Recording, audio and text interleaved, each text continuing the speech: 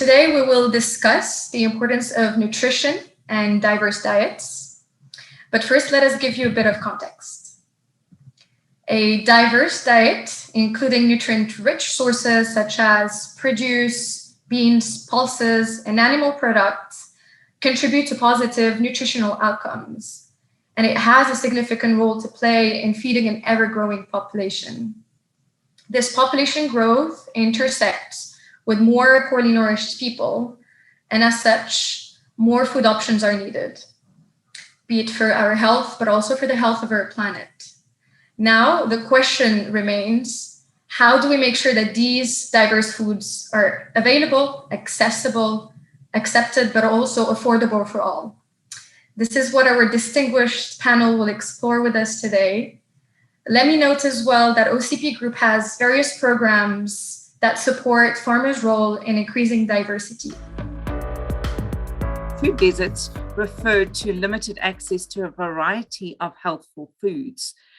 This is very much the core of food security.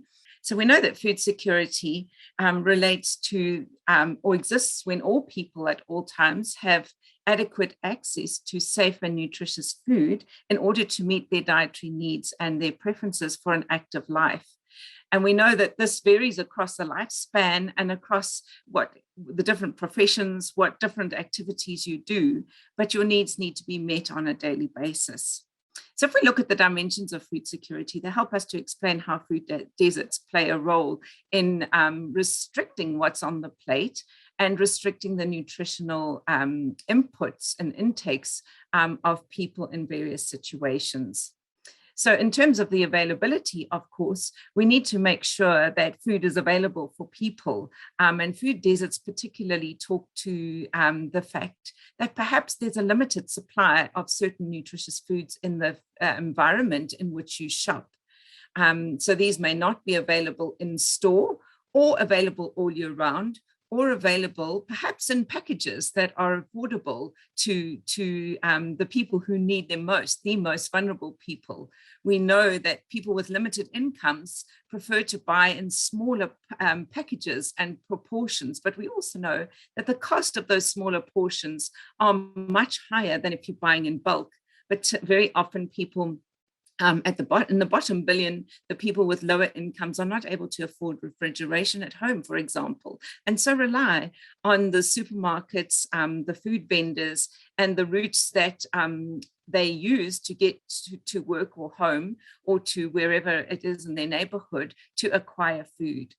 So, of course, the access does affect many things. So supermarkets and food markets that are much further away from the main traffic routes or from people who live in remote areas are, of course, going to be higher priced because transporting those commodities to those facilities does cost, except if it's provided locally, in which case then seasonality may become more of an issue, but local food supplies can help address some of these issues.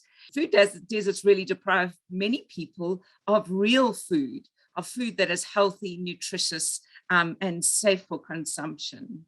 The sixth component that was recently added to food security that's very important in the context of food deserts is the agency component.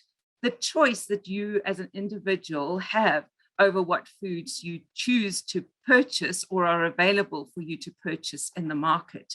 So this agency component is something that's critical. So you may well know what's good for you and what you should be consuming or preparing for your household, but this may not really be an element for you to follow in the community. Very often, the issues around food and access to food are neglected, and this is something that we should consider more carefully in future. I actually would have a question for you, Professor, to help us get a better understanding of how these diverse contexts in which food choices are made. If you could tell us a little bit more about what differentiates food environments in high-income countries and those in low and middle-income countries.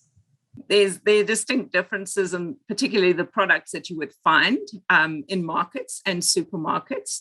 So the conversation should include the informal market, which particularly in developing countries play a critical role in providing food for populations. But typically the kind of food that you find in these environments is often differentiated by the level of processing and the level of convenience that is available. Less processed foods are preferable and more nourishing. But in the context of development, we do need processing in order to create shelf-stable products that are able to smooth over seasonality. So the kinds of foods that consumers in those two environments consume is also very different. So we have to think partly about what the market is doing to shape what is available and how that changes our preferences, including our aspirations, compared to if those factors are missing, and then how consumers drive the choices that the market responds to. So it's very much a two-way communication process, and some situations it can be quite biased and unbalanced.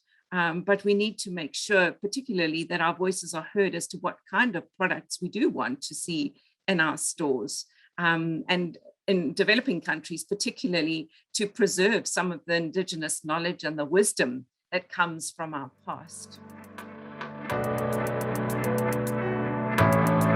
I would like to ask to our first speaker about the role that a multilaterally agreed policy instrument as this one, on the connections between food system and nutrition can play to support to governments and other stakeholders to encourage sustainable food production and responsible consumption of diverse and nutritious foods, to enable healthy diets and to promote sustainable use of natural resources, biodiversity, and ecosystems. Sure, the simple answer is that the voluntary guidelines produced by the CFS are there to guide countries and in the implementation of food systems plans and to help provide a framework for those policies. So yeah, they play a critical role, but contextualization and adoption for the particular context in a country is absolutely critical.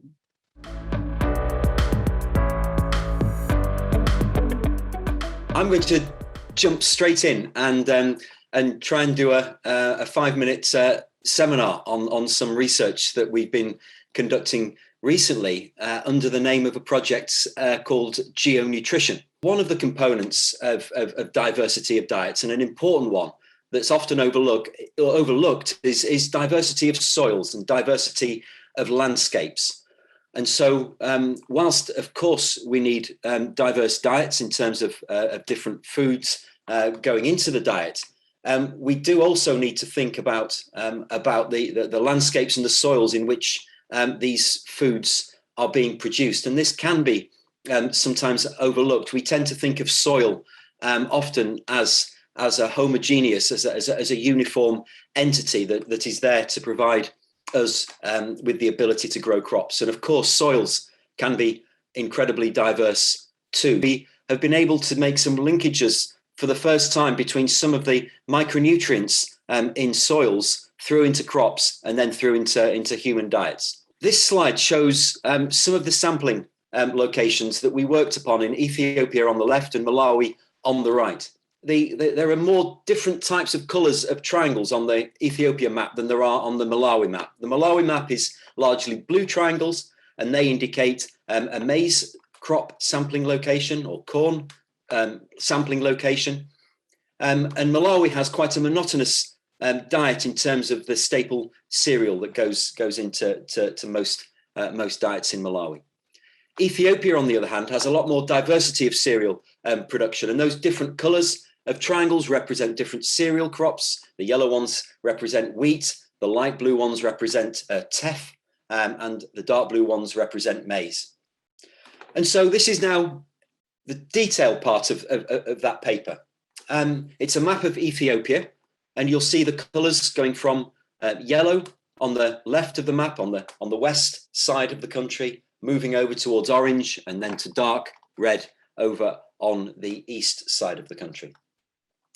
And what this is showing, and there's a lot of statistics underneath this map, is that it's showing if you live in an area that's coloured yellow, it means that you're getting less than 20% of the amount of selenium, which is a micronutrient that's essential for human health. It's important for immune functioning and many other processes in the human body. Yellow areas, you're getting less than 20% of your required amount per day from a typical diet. If you move over to the east and to the dark reds, you're getting more than 80% of your micronutrient from a typical diet, from the identical amount of quantity of food eaten. And that's totally driven by the soil within which those crops are being grown. Of course, there are a lot of complexities with this in terms of how far food is transported and how it's sold and consumed as part of the wider food system. But there are some very fundamental constraints on micronutrient supply that are due to soils and landscapes. One of the things we're trying to do with that is work with many different organizations and try and provide information as to how we can use that information along with other types of data, such as food consumption data, other secondary data sources, such as household surveys and expenditure surveys, and try and then estimate which areas are likely to be most at risk of different micronutrient deficiencies. This is one map that we particularly like and enjoyed working with private sector organizations in Pakistan from the fertilizer sector to come up with an initial map showing soil zinc concentration in this case. Zinc is another essential element for people. It's also an essential element for crops. And if there isn't enough zinc in the soil, then the crops won't grow well enough and they won't be nutritious enough. And this is some early work we're doing where the private sector are sharing their data so that we can produce these types of maps, and we can give them different colors and give different types of calibrations on these. So in a simple term, if you're in the red areas, you're virtually certain to be in a soil that's deficient in a micronutrient. If you're in the blue and dark blue areas, you're very unlikely to be deficient. And so these are ways that we're trying to bring and bridge some of these diversity of soils and landscapes into food systems thinking. Thank you very much. Now, I would have a question for you, Professor. If you could tell us a little bit more about what contexts, be it geographic and even situational, would micronutrient interventions be most needed? It very much depends on the geographical context and the socioeconomic context. One of the most famous types of interventions is the putting of iodine, which is an essential micronutrient, into salt supplies. That's a practice that's adopted very widely. There are other forms of fortification, which are post-harvest and during processing, such as iron fortification of flour. There are also vitamin A fortifications of oils and sugars that is possible. There are ways to breed crops to have more micronutrients in their edible portions. So we call that biofortification. And Harvest Plus, for example, have been leading research on biofortification now for 20 years and have released many hundreds of different crop varieties in different countries that have more vitamin A or zinc or iron in their edible portions. And then finally, as agronomists, we can think about using different types of fertilizers, or we can think about using different organic amendments on soils, which have been shown to improve the quality of the crop as well. So there are different options and different possibilities depending on the context.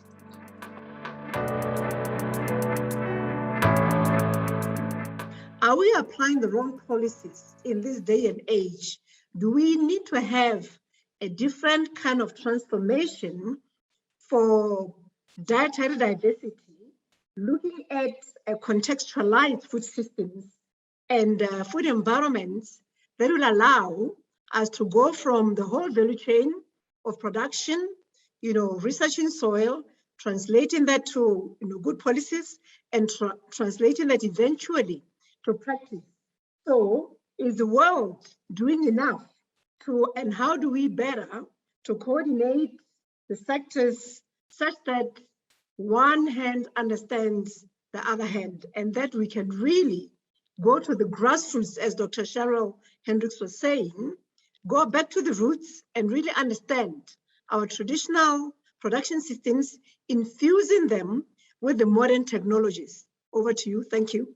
is that we need to improve surveillance at all scales, and think about how different surveillance policies are working here, so that we understand more about the contexts and about what's happening, all the way from individuals through to villages, communities, urban areas, and then scaling up to the more sort of aggregated information that we tend to use and see in a lot of the food security narrative. So I think it's about improving surveillance policies is one of my key beliefs.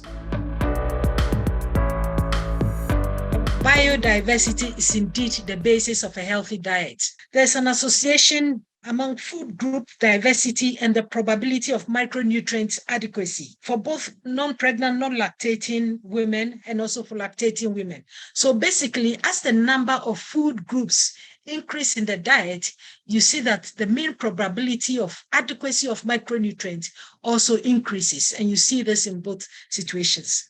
Now, it's not only in the number of food groups, but this slide also shows that the diversity dietary species richness. So here, that's the biodiversity also has the same impact. As you increase the dietary species richness, you see that the mean adequacy of micronutrients also increases. That 3 billion people cannot afford a healthy diet.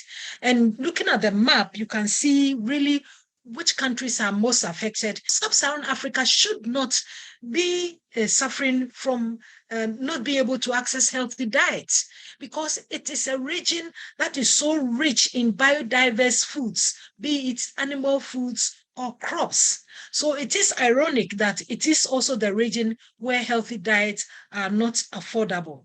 I think one can, maybe let's look at this chart. This is based on an analysis that was done by Herforth et al., which shows the percent contribution of various food groups to the cost of a healthy diet. And looking at this, you can see that fruits and vegetables account for 40% of the cost of a healthy diet. If you add animal source foods, then you are going to 80%. 80% contributed by fruits, vegetables, and animal source foods. Now, whilst staple foods only contribute just less than 20% of a healthy diet. One can understand why animal source foods are expensive in terms of contribution to a healthy diet, because it is an intensive, the value chain is quite intensive, very expensive. But when it comes to fruits and vegetables, it is really unacceptable that they will contribute so much to a healthy diet, especially in regions like Africa, where there's so much of this. And I think the reason is that we have neglected the fruits and vegetable value chain. So we really need to find ways to improve the value chain for fruits and vegetables. Now, some studies have shown that greater exposure to forests on average has a positive effect on children's dietary diversity in these countries. But most people now live in cities. They don't get their fruits and vegetables from forests. They have no access to forests because forests are being destroyed. They are moving away to cities. So there is need to really protect the biodiversity and invest in fruits and vegetables and make them affordable, because they have to now buy these foods to be part of their diet. Biodiversity can make available thousands of crops and animal resources to use. Africa and Sub-Saharan Africa is endowed with great diversity of food crops and animal resources to contribute to healthy diet. Now we need to promote these traditional and indigenous crops to protect them and also address the bottlenecks in the value chains for these fruits and vegetables. And we have global opportunities in the Food System Summit and also in the International Year of Fruits and Vegetables. Countries are coming up with commitments, to make the people access healthy diets. And we must protect these traditional biodiversity in our food systems to be able to make these foods affordable and also make healthy diets affordable. As many of you know, the 2021 is celebration of the year of fruits and vegetables. So it's very important for the fruits and vegetables to be explicitly addressed along the entire food system, especially through the food value chain. And while we're looking at fruits and vegetables, the consumption of fruits and vegetables are very low. Many countries, many regions, many communities, and many individuals are unable to afford, unable to consume, even if they afford or if they're able to access to these fruits and vegetables, often they do not consume. So I think it's very important to ensure that the consumers are well educated. They're aware of the importance of fruits and vegetables. The policymakers consider the importance of fruits and vegetables in their policy making. Engagement and collaboration of the private sectors to invest in these fruits and vegetables, to make sure that are of high quality, they are safe, they're marketed, and they are reach the consumers. Actually, if we want to reach the healthy diets, we need to look at the variety within the diet itself. Without biodiversity, we will not be able to reach optimal diets. And that's why we need to ensure that the diets incorporates the varieties, the local traditional varieties of fruits and vegetables that are often cultivated by small producers, smallholder farmers. Why is so important to include in sustainable food value chain the fruits and vegetables? It's because fruits and vegetables are not affordable. And so it needs to be balanced. The farmers, at one hand, need to get a profit out of the production, and the consumers, on the other hand, to be able to reach, to access, and to afford these important foods to balance the diets. And I think in many countries, it's already known that if you reduce this long chain between the market and smallholder farmers and ensure that the farmers get profit, but farmer can sell it directly to the consumers, then they're able to profit. At the same time, also the cost will be reduced. And that's why many countries also introducing this, what is called direct contract farming. The last, of course, the multi-sectorality. We will not be able to achieve if we don't engage other sectors. The education, the environment, the climate change people are very important. And also health, but not only health, the finance, the trade, because the finance and trade often look at the few commodities that are not diversifying and not helping the countries to meet their dietary requirements. We need to engage the research communities that can help us to breed, to promote this, especially to promote indigenous and local varieties, to increase the yield, be able to increase the production, to be able to process it properly, transport it, and market it and consume it. I think this combination of the integrated, harmonized approach is very important. Looking forward, what trends do you see in the sector in terms of consumption and production? Fruits and vegetables, it's very highly valuable commodities. There's no question about it. So looking forward to the future, the fruits and vegetables are the commodities that can attract the investment. And I think with the right tools, with right technologies, with right innovations, I think we can able to produce it, increase the production, improve the productivity of the farmers, and also to be able to sell it at affordable price. The fruits and vegetables is no question that these are the most valuable commodity to healthy diets, but also the economic aspect. Can you expound on that a little bit?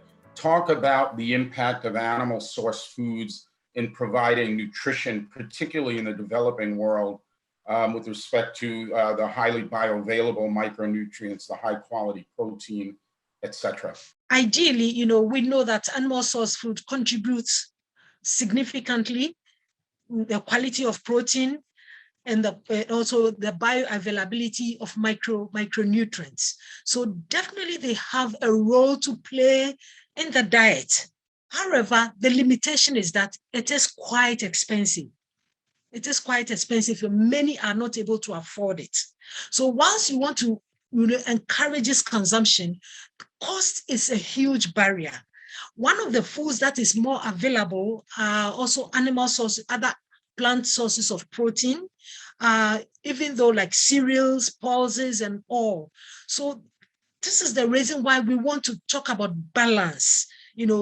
It's not to say that people should not take animal source food. Definitely very important in the diet, but where they cannot afford it, we still want to ensure that a certain minimum amount of it is in the diet, in addition to other aspects of plant proteins. Definitely, we want to promote animal source food consumption, but because of the limitation of costs for people in developing countries, how do you also promote other sources that are readily available? Regarding affordability, should we look to governments to provide subsidies to farmers to reduce the costs of these produce, or is it up to the private sector to ensure costs are low? If I could give one example from the micronutrient world, which I think is illustrative again. If we look at wheat production in Punjab province in Pakistan, and we look at the yields of wheat that are being produced there, we tend to see quite an unbalanced use of fertilizer that's slightly distorted by subsidies for urea going into the production systems, into particularly the rice wheat rotations. And we see a lot of losses of gaseous nitrous oxides, which leads to inefficient fertilizer use. Now, if you reformulated some of those subsidies where you had a more balanced fertilizer approach and included, for example, some of the micronutrients that are limiting, such as zinc, which I mentioned, then you would get two things happening. You would probably get better crop yields overall. You'd get a response to the zinc. You'd also get more efficient use of nitrogen, and you'd potentially get a better quality of grain as well coming off that system. And so then you can look at these and you can discuss the potential business models that would work best there, and you can see that there are public health benefits that would arise from the grain quality improvements, but there would also be benefits to the farmer who would be getting better yields of their crops. And so you can see that there are nuances within that system and balances between whether it should be the public intervention or whether it should be rely on industry support and private sector intervention. And with that case, the answer is probably somewhere in the middle. And there's lots of other examples. Yeah, I think he's asking whether we should look at government regarding affordability. I think that governments have a big role to play, when it comes to affordability of some of the foods we really want to promote. And as I said, governments have been very successful with research and investment into staple crops. Over the years, if you look at the price of staple crops, it has remained virtually stable. And in some cases, cereals, for example, the prices have been coming down. I think it is with the same energy that we want to see put behind the other food crops, for other foods, animal source foods, and also fruits and vegetables, for example, so that the price will be stable. I think until we are able to do that, or governments are able to put research and investment resources into promoting the other food groups, we will not get there. So governments have a big role to play. Change policies, make sure that governments are going to support the other food groups and make sure that they remain affordable. And typically agricultural subsidies go to staple crops, which, as Anna has explained, don't achieve what we want to do. And so there are multiple different policies focused on ensuring that we do put money in the hands of consumers who can then purchase the foods that they want and send signals to the market and to producers to start producing the kinds of foods that are more nutritious. So in choosing a policy, we need to look at the variety on the plate of consumers and what will increase that diversity. And also considering that many of these opportunities provide higher incomes to farmers than producing staple crops, which are typically low and in ample supply. So the marketing opportunities for many of these fruits and vegetables is something that can boost livelihoods. So whether it be training, whether it be providing hothouses, providing water, there are many, many different ways of reaching farmers than just through subsidies. Subsidies are, as correctly mentioned by the speakers, that mostly for the staple crops because these are non-perishable commodities. It's easier to manage. The logistic-wise, the procurement-wise, it's much more easier. And subsidies for the food items, for food commodities, is very political sensitive. So in many countries, what they try to do now is to encourage use cash to encourage for the consumers at certain level of the poverty to purchase or to procure fruits and vegetables to balance their diets. But changing subsidies toward fruits and vegetables, it's been very difficult and challenging task for the countries because it's highly perishable and it's very difficult to change. But there are other solutions like social protection, different cash transfer schemes that can help the poorest of the vulnerable consumers to reach and afford some food. On behalf of OCP Group, I'd like to thank all our panelists. Thank you again for sharing your expertise with us. And it's safe to say that you've given us all food for thought. And I would also like to thank our participants for their engaged participation. And we encourage you to join the remaining sessions of Cultivating Conversation series and to perhaps make an even greater effort towards nutrition and diverse diets, be it in your home, communities, but also at the global level. So to support these efforts, I invite you to visit our website, but also to explore the projects that were noted by our speakers. We will make sure to include relevant links in the chat. So thank you again. Stay healthy, stay safe, and take care.